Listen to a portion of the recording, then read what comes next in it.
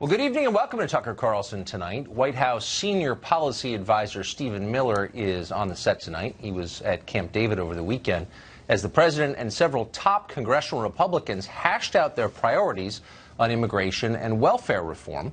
Miller then appeared on CNN yesterday to discuss all of this, but the conversation quickly went off the rails over Michael Wolff's new book. CNN pulled the plug on the interview.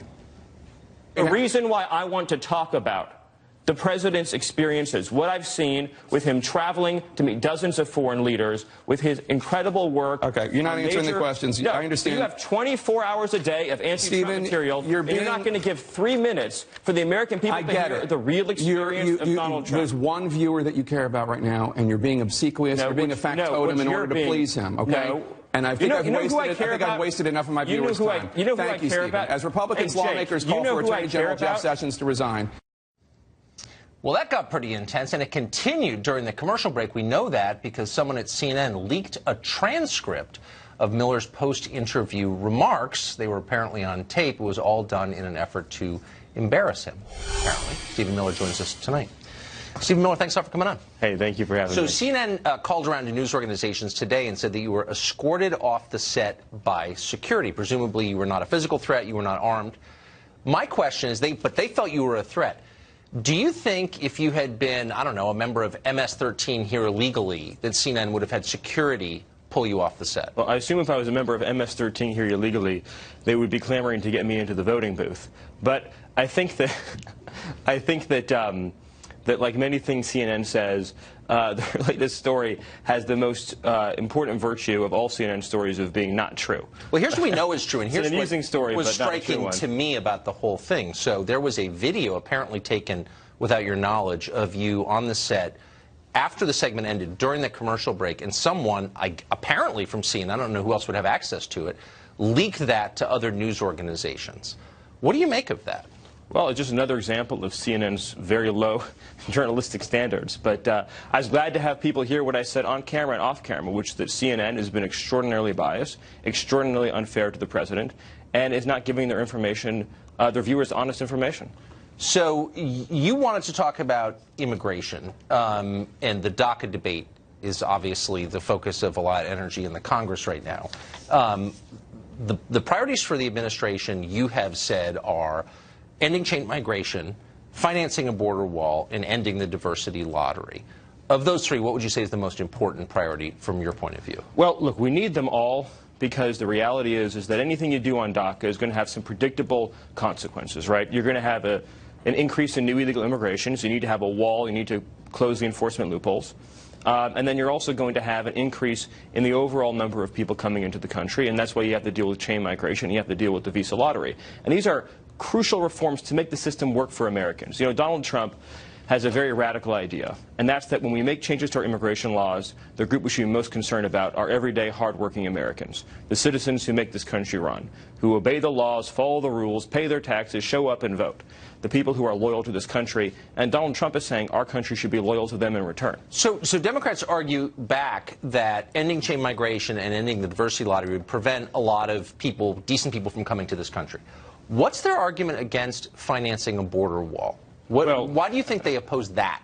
Well, as you know, I mean, they all voted for a border barrier, a hard physical border barrier back in 2006, the Secure Fence Act. Joe Biden voted for it, Barack Obama voted for it, Hillary Clinton voted for it, et cetera. So that's it's just a new position they apparently have, that they're opposed to any form of border security. But what animates it? Like, why is that an absolute sticking point for Democrats? A bunch of them have said, including in leadership, we're not supporting anything that includes financing a border wall. Why? What's their objection to that? If Democrats oppose a border wall, they're just saying they want continued, unending illegal immigration. But let me deal with the other question, too. You talked about, they say, well, you know, if you have chain migration, it could keep good people out. There's 7 billion people in the world. Most of them are good, hardworking, decent, honest, principled people. But the reality is there's a limit to how many people any country can bring in, and we as a country have a right to say we want to bring people in based on their ability to contribute to our economy, to be safe, productive citizens, and to uplift the nation as a whole. You know, you think about our current system of chain migration, Tucker. So over the last 10 years, we've admitted about 10 million people through our chain migration system. To understand how many people that is, you're talking about every hour, that's about the size of a high school auditorium, Every day, it's the size of a large high school. Every week, a small city. Every month, a medium to average sized city. And every year, a very large city, a city the size of Washington, D.C., or almost to San Francisco, every single year, just through chain migration. What's the effect of that on taxpayers? What's the effect of that on wage earners? What's the effect of that? And that's legal. Right. That's just folks coming in on green cards through chain migration. So what's the right? I always ask this question of proponents of immigration, including of illegal immigration. What's the ideal number of immigrants, people from other countries moving here every year? Right, and oftentimes they don't have an answer to that question. Well, what's your answer? I mean, I have my own views on it, but I think the important point is that ending chain migration, as the president has called for, is necessary not just for economic security, but for national security. You saw the recent attempted terrorist attack in New York.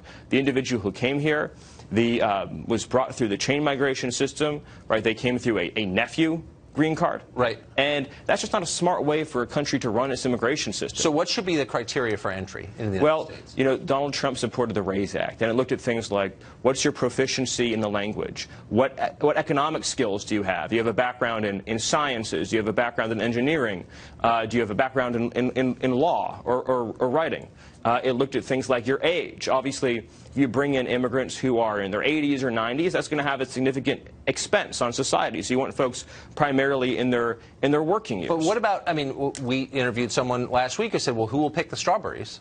I mean, how many immigrants, low-wage, low-skilled immigrants, do we need a year for the ag sector? Well, as you know, only about 1% of the immigrant population of the country works in agriculture. So it's discussed a lot, but it's a very small portion of the overall labor force. The typical job that a lower skilled immigrant worker might do might be construction work, it might be hospitality work, it might be restaurant work, or it might be not working at all and just going onto the welfare system if there isn't a job for that individual. So if there's no clear economic rationale for our current immigration system, and it doesn't sound like there is one, there's no economist saying we need to bring in this number of low-skilled immigrants, then why does the Democratic Party support our current system and want to liberalize our current system so vehemently? What motivates them? Well, you're asking the right question.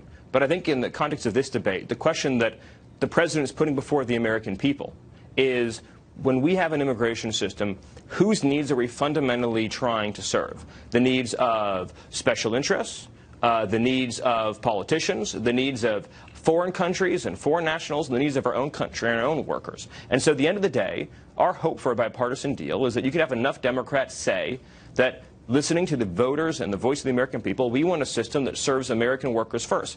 And what Donald Trump has done that's so exceptional is, for the first time that I can remember, for the first time you can probably remember, we have a president of this country who, when he talks about immigration, he talks about what is right for the everyday, hard-working person. So we're almost out of time, so I just want to get to the one quick political question, which is, Democrats have said they're not going to come to any deal with these three components in it: border wall, reducing chain migration, ending diversity lottery. Where's the wiggle room on the White House side? Look, Democrats ultimately have to make a choice. They care a lot about providing a benefit to illegal immigrants. We're saying to them, if you want to make that deal, then you have to deliver benefits for American families and American taxpayers too. And if both sides are willing to agree to those terms, Tucker, then we can have a deal. And most importantly, we can have an immigration system that 10, 20, 30, 50 years from now produces more assimilation, higher wages, more economic opportunity, and better prospects for immigrants and U.S.-born alike. Stephen Miller, thank you. Hey, thank you.